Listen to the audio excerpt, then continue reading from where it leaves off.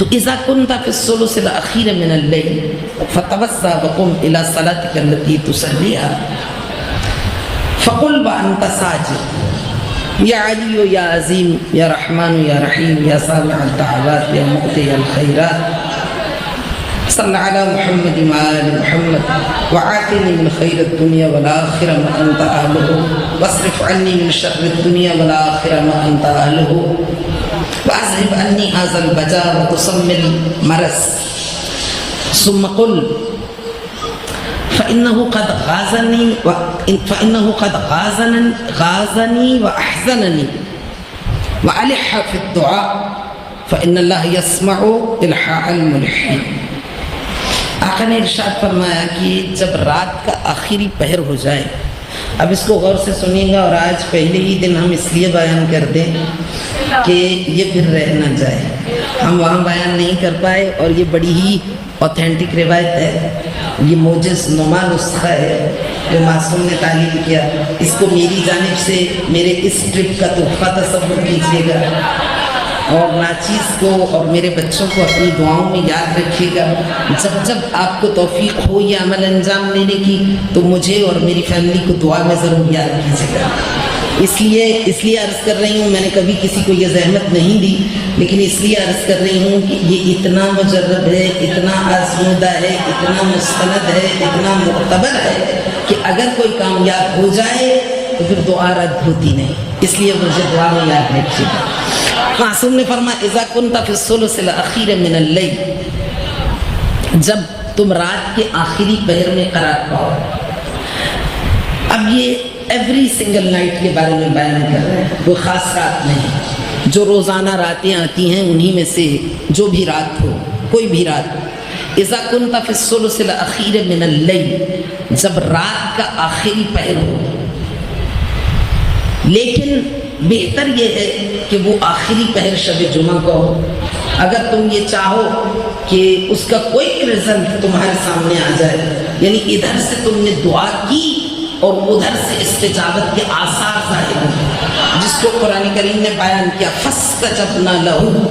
فا کا معنی کیا ہے؟ اس میں زمانی فاصلہ نہیں، سما میں زمانی فاصلہ ہے، فا میں زمانی فاصلہ نہیں. اسی لیے قرآن کریم نے جو یہ بیان فرمایا ہے، اور اس پہ علماء نے، ریسرچرز نے، اسکالرز نے، بڑے بڑے محققین نے کتابیں تحریر کر ڈالی ہیں. اذا سألک عبادی فإنی، اذا سألک عبادی عنی فإنی، فا اے میرے رسول بغیر کسی قید و شرط، اذا جس وقت سأل سوال کر، کا تجھ سے، عنی میرے بارے میں، عبادی میرے بندے، فا پھر کوئی فاصلہ نہیں. ان سے کہہ دو کہ جب مجھے پکارے، فا اسی وقت، اسی لمحے، انی قریب مجیب، میں ان کے بالکل قریب ہی ہوں. اور کتنا قریب ہوں؟ نحن اقرب الیہ من حبل الورید، ہم انسان کی شہرگ حیات سے زیادہ. کتنا قریب ہوں؟ باب دعا ہی میں معصوم نے تعلیم فرمایا کہ جب اللہ کو پکارو تو کہو یا من یحول بین المرء وقلبہ، اے وہ خدا جو انسان اور اس کے خیالات کے درمیان حائل ہے. خیال دل میں بعد میں آتا ہے، ارادہ ذہن میں بعد میں آتا ہے، اور خدا تک پہلے پہنچ جاتا ہے. وہ اتنا قریب ہے، وہ اقرب الاقربین ہے، قریب ترین سے زیادہ قریب ہے. تو وہ کہتا ہے اذا سألک عبادی انی فإنی قریب، میرے بندے جب تجھ سے میرے بارے میں سوال کرے ان سے کہو میں بہت قریب، بہت قریب. کتنا قریب ہو؟ پکارنے کی ضرورت ہی نہیں. اگر تمہاری نیت خالص ہو، جذبے سچے ہوں، اگر آنکھیں نم ہوں، میری ذات پر اعتماد و اعتبار ہو، تو پھر میں تمہارے اشارہ چشم و ابروہی پر تمہیں آگاہ کرتا ہوں. میں تمہاری کیفیات قلبی سے آگاہ ہوں، اس سے پہلے کہ تم مجھ سے مانگو میں آگاہ کرتا ہوں. اگر یہ فاصلے سمٹ جائیں، گناہ کی پیدا کردہ خلیج اگر سمٹ جائے، فاصلے سمٹ جائیں تو پھر میں تم سے اور فاصلوں کو سمیٹنے کے لیے جس پاکیزگی کی ضرورت ہے، جو طہارت ریکوائرڈ ہے، وہ بھی ہمیں کہیں سے خرید کر لانا نہیں، بلکہ خود انسان، یہ نہیں کہ کہاں سے لے کے آئیں، کس سے پوچھیں، نہیں، انسان خود ہی الانسان علی نفسہ بصیرہ، انسان اپنے باطن سے باخبر ہے، انسان اپنے ضمیر سے آگاہ ہے، انسان اپنی تمام چھپی ہوئی باتیں جس سے دوسرے آگاہ نہیں، وہ آگاہ ہے۔ قرآن نے بہت بہترین بیان کیا، الانسان علی نفسہ بصیرہ۔ تو جب انسان ان تمام چیزوں سے آگاہ ہے تو وہ دیکھے اپنے قلب و باطن پہ نگاہ کرے، اگر وہ گناہ کو چند دنوں کے لیے چھوڑ دے، غیبت کرنا چھوڑ دے، جھوٹ بولنا چھوڑ دے، حاشیہ آرائی چھوڑ دے، مبالغہ آرائی چھوڑ دے، خود سے باتیں بنانا چھوڑ دے، سٹوری کریٹ کرنا چھوڑ دے، داستانیں گھڑنا چھوڑ دے، ٹو دی پوائنٹ بات کرے، مثبت بات کرے، پازیٹیو بات کرے، دوسروں کے فائدے کی بات کرے، تو اس کے لبوں میں اتنی تاثیر آ جاتی ہے کہ وہ مستجاب الدعویٰ بن جاتا ہے، کیونکہ خالق کائنات ہماری طرح سٹیٹس کانشیس نہیں ہے کہ اسے کوئی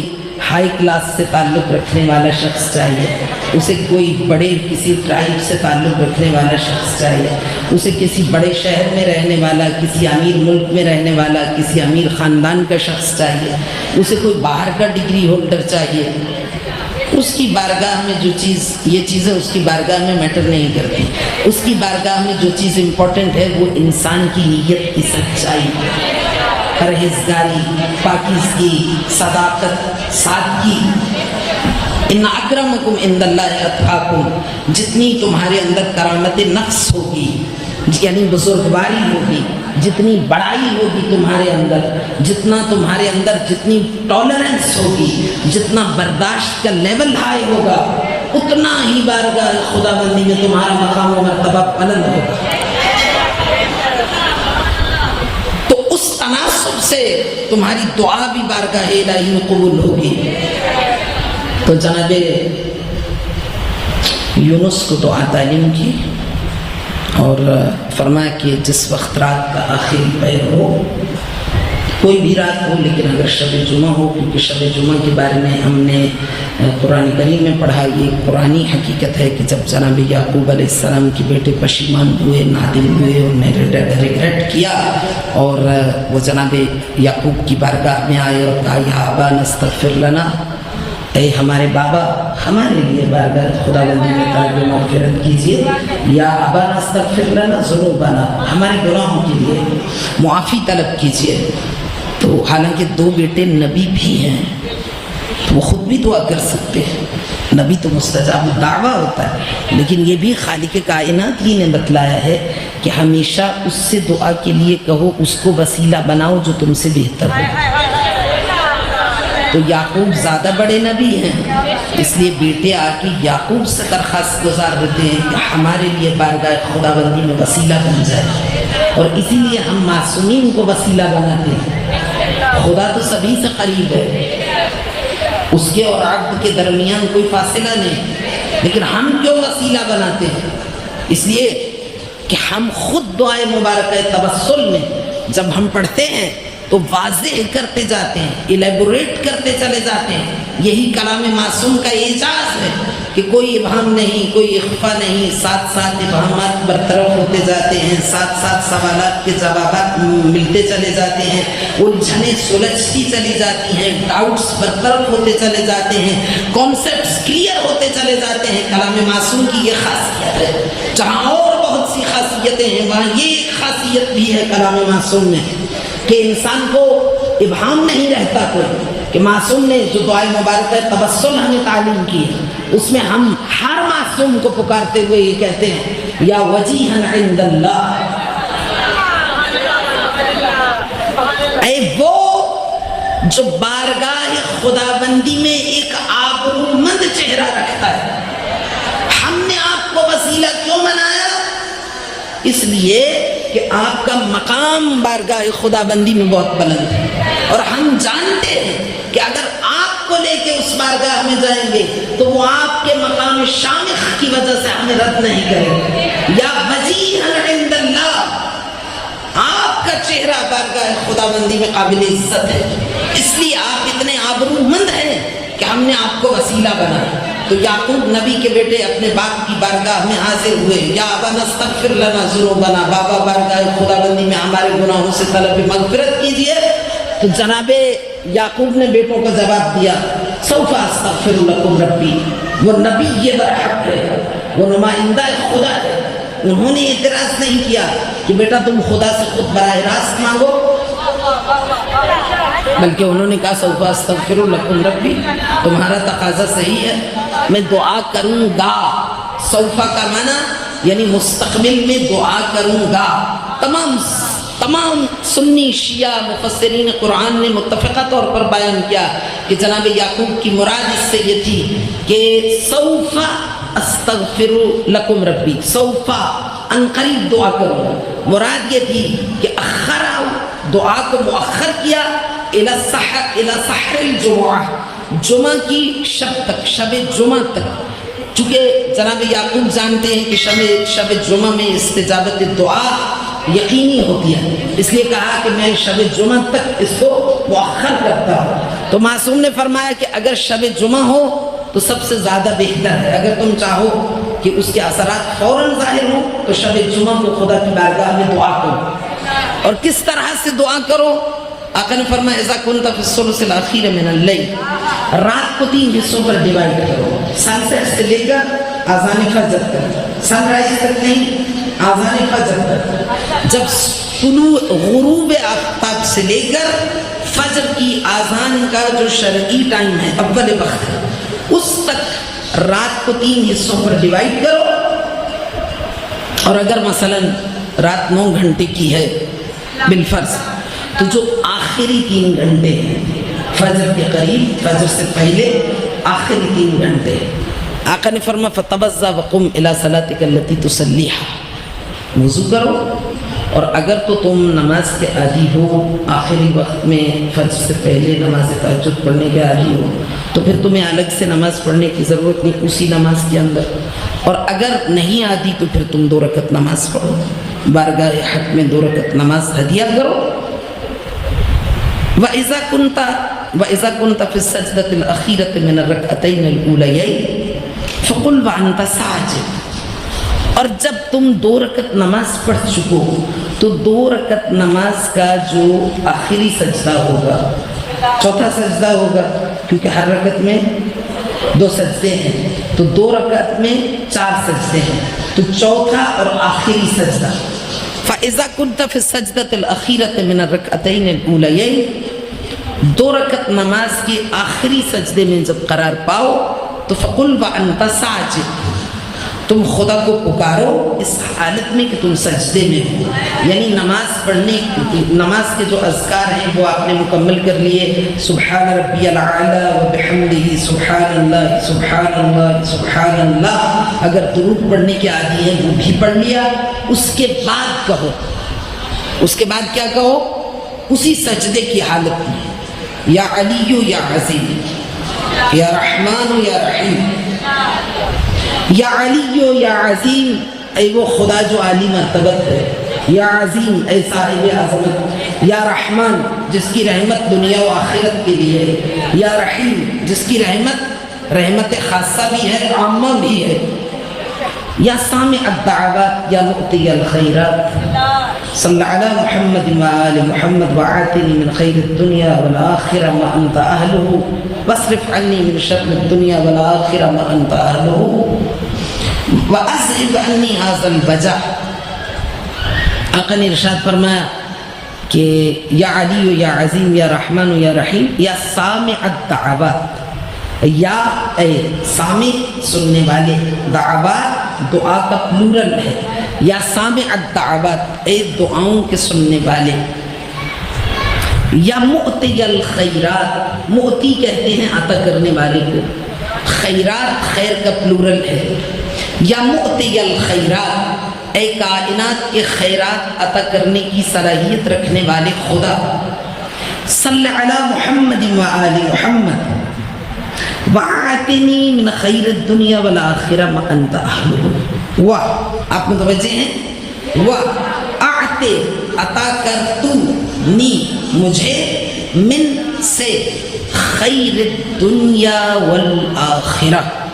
دنیا کی حسن و خوبی، خیرات، محاسن، محامد، کمالات، فضائل، اچھائیاں، زیبائیاں، پسندیدہ امور، حسنات، ان میں سے ما انت اہلہ اتنا مجھے عطا کر دے جتنا تو عطا کرنے کی طاقت رکھتا ہے، جتنی تیری حیثیت ہے، جس کا تو اہل ہے، اس تناسب سے مجھے دنیا کے خیرات میں سے، دنیا و آخرت کے خیرات و حسنات میں سے عطا کر دے۔ وَاصْرِفْ عَنِّي مِنْ شَرِّ الدُّنْيَا وَالْآخِرَةِ مَا أَنْتَ أَهْلُهُ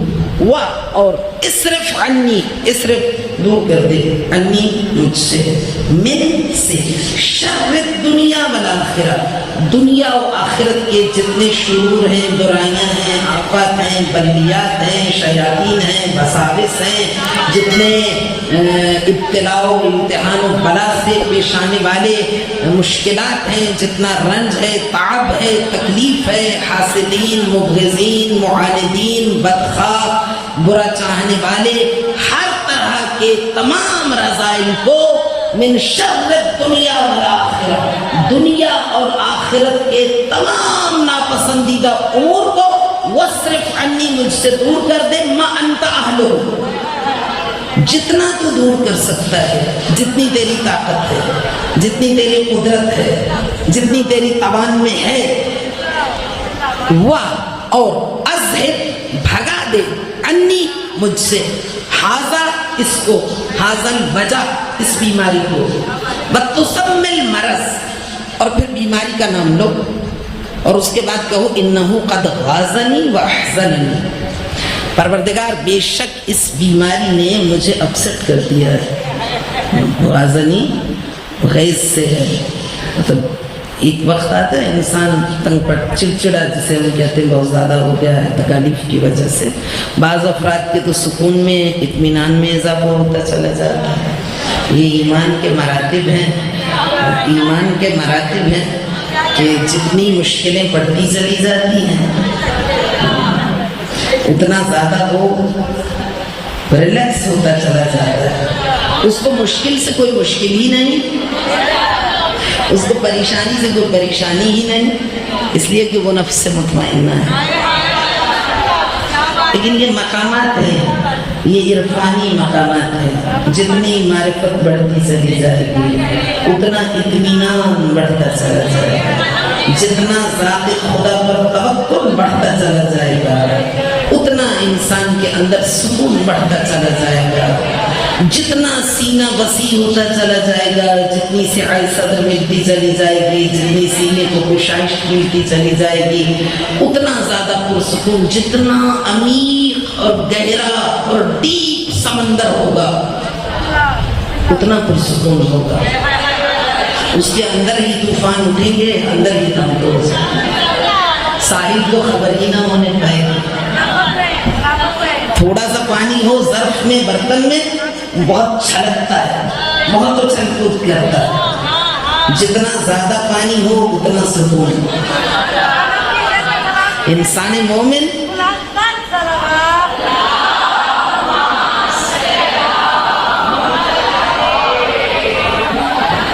وہ مشکلات سہ سہ کے اس کے وجود کا سونا کندن بن جاتا ہے، مشکلات اس کے لیے مشکلات نہیں رہتی، وہ مشکلات کی آنکھوں میں آنکھیں ڈال کر دیکھنے کا اس کے چہرے کی مسکراہٹ کا ایک نہیں ہے، یہی تو ہے جس کو مکتب اسلام کے عظیم پیشوا، سعادت بشر کے علم و نقیب، حبیب الہ العالمین کے حبیب، منبر سلوی کے خطیب، مولا کائنات علی بن ابی طالب علیہ السلام نے اپنے کلام گور بار میں بیان کیا کہ آقا نے فرمایا جہاں پہ اپنے ٹرو فالوورز کے صفات کو بیان کیا، ان کی کوالٹیز بیان کی، ان کے ایٹریبیوٹس بیان کیے، وہاں پر آقا نے ارشاد فرمایا کہ جو انسان مومن ہے اس کا غم اس کے دل میں چھپا رہتا ہے اور مسکراہٹ تبسم لبوں پر سجا رہتا ہے۔ لوگ سمجھتے ہیں اس کو کوئی تکلیف نہیں ہے، جبکہ ہمیشہ 24 گھنٹے ہر لمحے تکالیف کی آماج کا وہی بیچارہ رہتا ہے، لیکن معرفت خدا بندی کی وہ منزل ہے کہ اب وہ اطمینان قلب کی منزل پر فائز ہے، نفس مطمئنہ بن چکا ہے۔ فلذا آقا نے فرمایا کہ تم کہو انہو قد غازنی، یہ بسا اوقات انسان مصائب کی وجہ سے، تکلیف کی وجہ سے، بیماری کی وجہ سے بہت زیادہ شارٹ ٹیمپرڈ ہو جاتا ہے، اس کا غصہ کنٹرول ختم ہو جاتا ہے، تو غازنی اس کے معنی میں ہے، یعنی اس تکلیف نے مجھے اپسٹ کر دیا، وَأَحْزَنَنِي، اور میرے درد کو، دکھ کو ظاہر کر دیا ہے، وَأَلِحَّ فِي الدُّعَاء، اور معصوم نے فرمایا لیکن ایک شرط ہے، جب یہ عمل انجام دو تو ڈٹ جاؤ، کمر بستہ ہو جاؤ، پھر ہمت ہارنا نہیں، پھر دہلیز کرم سے لپٹ جاؤ، چپک جاؤ، پھر مسلسل الحا فی الدعاء، مسلسل دعا کرتے رہو کرتے رہو کرتے رہو، اس لیے کہ ہم دعائیں مبارکہ جوشن کبیر میں پڑھتے ہیں، ان اللہ یسمع الحاء الملحین، وہ خدا ہے جو اصرار کرنے والوں کی دعا کو سنتا ہے، اور نہ صرف یہ کہ تنگ نہیں پڑتا بلکہ جتنا ڈھیٹ ہو کے اصرار کر کے دعا کی جائے اتنا وہ پسند کرتا ہے، اور وہ کہتا ہے مجھ سے مانگو اور مانگتے چلے جاؤ، مجھ سے مانگو اور تھکو نہیں، تھکن محسوس نہیں کرو۔ آقا نے فرمایا جب تم یہ عمل انجام دو گے، بیماری کوئی بھی ہو، لیپریسی یا وائٹ پیچز کی بات نہیں، صرف اس سے مخصوص نہیں، دنیا کی کسی بھی نوعیت کی کتنی ہی سنگین سیریس بیماری یا مرض کیوں نہ ہو، وہ برطرف ہو جائے گی۔